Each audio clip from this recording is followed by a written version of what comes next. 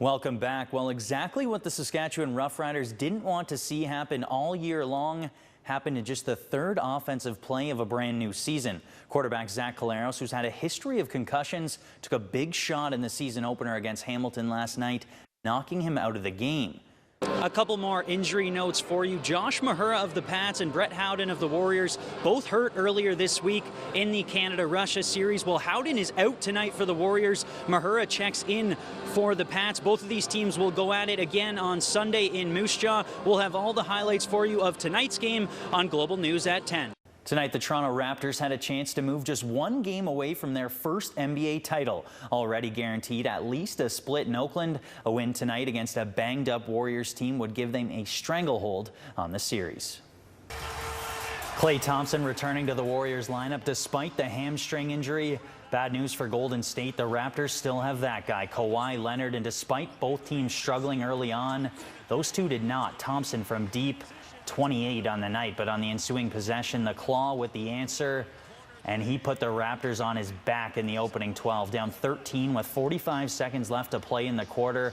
Kawhi just took the ball and went to work inside and out, pulling the Raps within just 6 to end the quarter. Meanwhile, it's a travel day for the Saskatchewan Roughriders as they get set for Friday's preseason opener against the Calgary Stampeders.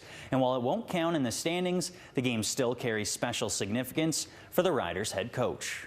Now, with Chris Jones leaving, you've got the head coach, the GM, the defensive coordinator, the VP of football ops. A lot of hats. Basically, half the organization goes out the door with him.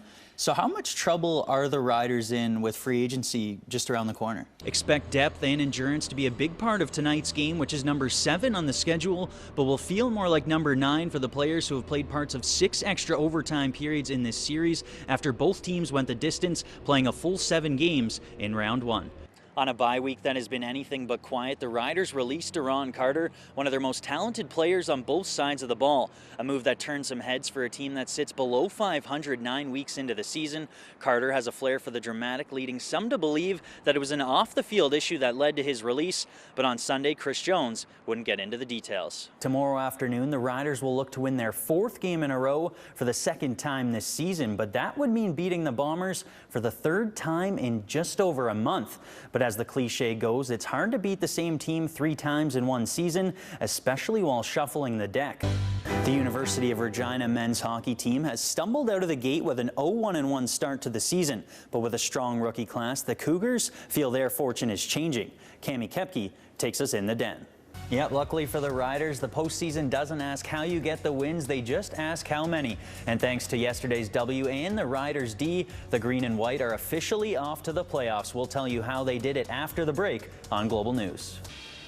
Welcome back. It was announced yesterday after the CFL worked out the math and looked at the remaining matchups that the Riders had clinched a playoff spot. But after winning 7 of their last 8, this team is far from satisfied.